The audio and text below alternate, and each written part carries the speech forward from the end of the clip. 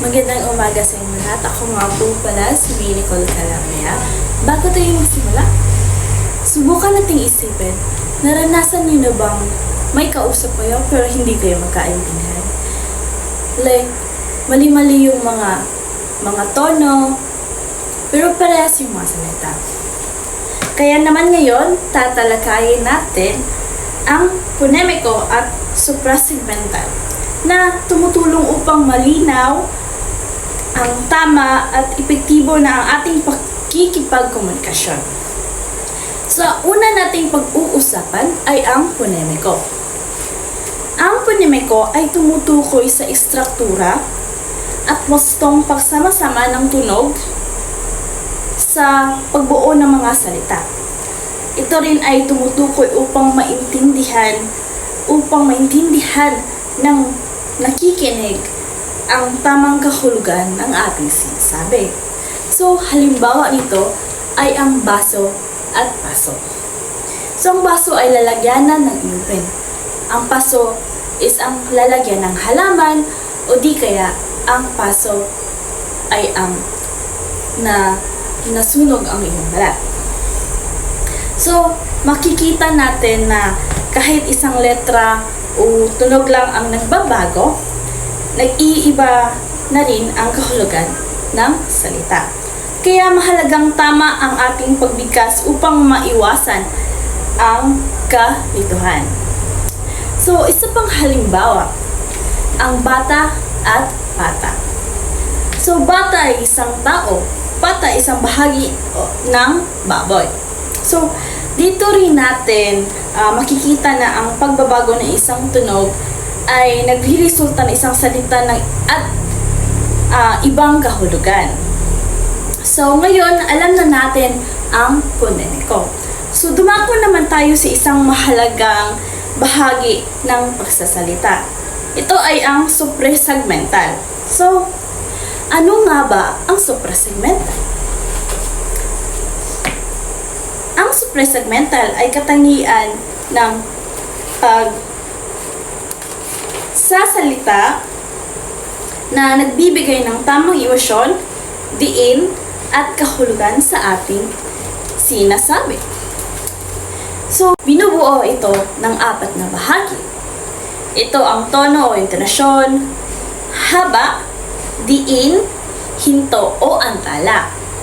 So, sa tono at intonasyon, ang tono at intonasyon ay tumutukoy sa pagtaas at pagbaba ng ating boses habang nagsasalita.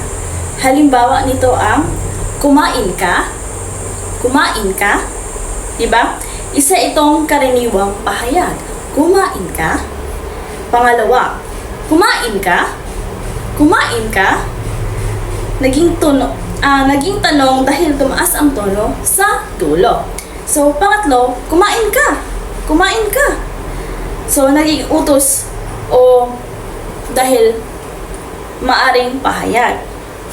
So, pare-pareho ang mga salita. Ngunit dahil sa pagbabago ng tono, nagbabago rin ang mensahe. Kaya mahalagang gamitin ang tamang intonasyon sa pakikipag-usap. So, susunod naman nating pag-uusapan ay ang haba ng pagbigkas. Haba ng pagbigkas, ito ay ang mas matagal na pagbigkas ng isang tunog o pantig. Halimbawa nito, aso. Karaniwang nagbabanggit lamang. Palawa, aso. Ganon. Mas mahaba ang pagbigkas dahil maaring tinatawag ang aso o nagpapakita ng matinding emosyon. Hindi man nagbago ang salita, ang haba ng pagbigkas ay natutulong upang may pahayag ang damdamin o intensyon ng nagsasalita. So, bukod sa haba, mahalaga rin ang tamang paglalagay ng diin sa salita. Ito ay nagbibigay ng lakas sa isang pantig ng salita. Halimbawa nito ay ang buhay o tumutukoy sa life. Ang pangalawa ay buhay. Naghahulugang alive o may buhay. So kapag nagbabago ang pantig na binibigay diin, maaari ring magbago ang kahulugan ng salita. Kaya mahalagang alam natin saan dapat ilagay ang diin. So, at ang huling nating tatalakayin ay ang hinto o antala. Ito ay ang bahagya o mas mahabang paghinto habang nagsasalita ito ay sinasimbolo ng kuwit at tuldok. Halimbawa nito, kumain tayo, Lola. Inaanyayahan si Lola na kumain. Pangalawa, kumain tayo, Lola. Kapag walang tamang hinto o kuwit, maaring malito ang kahulugan ng pangungusap. So, sa kabuuan, ang ponemiko ay tumutukoy sa tamang pagbigkas at gustong pagsama-sama ng mga tunog upang makabuo ng makahulugang salita. Samantala naman ang suprasegmental tulad ng tono, haba, diin at hinto ay nagbibigay ng tamang kahulugan, emosyon at linaw sa ating pagsasalita. At yun lamang po at maraming salamat. Maraming salamat, Binibining Calabria, sa pagtatalakay patungkol sa ponemiko at mga suprasegmental. Ngayon naman ay dumapo na naman tayo sa notasyong ponemiko. Ano ang notasyong ponemiko at paano ito nakakatulong? Ang notasyong ponemiko ay sistema ng mga simbolo na ginagamit upang ipakita ang tamang paraan ng pagbigkas ng mga salita. At nakakatulong ito upang makita ang pagkakaiba ng kahulugan ng mga salitang magkapareho ang baybay ngunit magkaiba ang bigkas. Ngayon naman ay kilalanin naman natin ang mga mahahalagang simbolo ng notasyong ponemiko.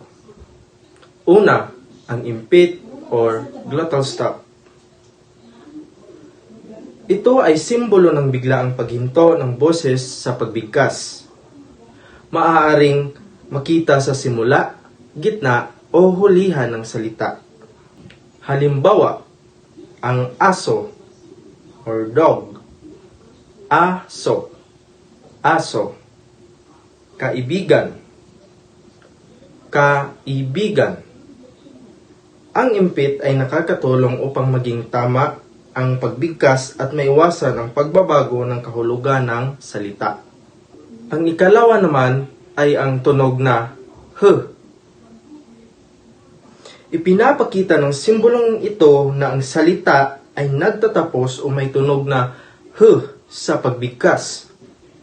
Halimbawa, gabi or yam, gabi, gabi. Tubo or pipe, tubo, tubo.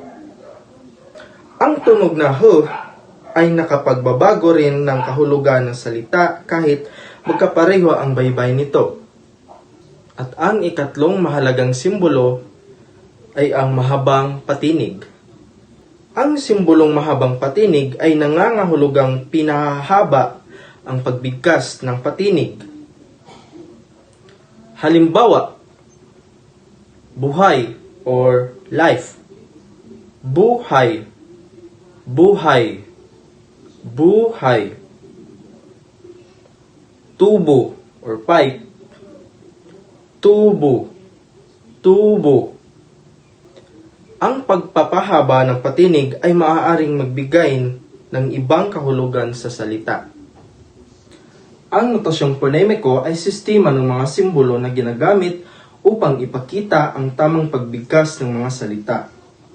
Mahalaga ito dahil may mga salitang magkapareho ang baybay ngunit nagkakaiba ang kahulugan depende sa pagbigkas. Ilan sa mga simbolong ginagamit ay ang para sa impit, para sa tunog na h, at para sa pagpapahaba ng patinig. Sa pamamagitan ng notasyong ponemiko, mas nagiging malinaw at tama ang ating pagbigkas at pag-unawa sa kahulugan ng mga salita. Sa pagtatapos, mahalagang tandaan na ang notasyong ponemiko ay gabay sa tamang pagbigkas ng mga salita. Sa wastong paggamit nito, nagiging malinaw ang ating komunikasyon at mas nauunawaan natin ang tunay na kahulugan ng mga salita. Maraming salamat po sa inyong pakikinig.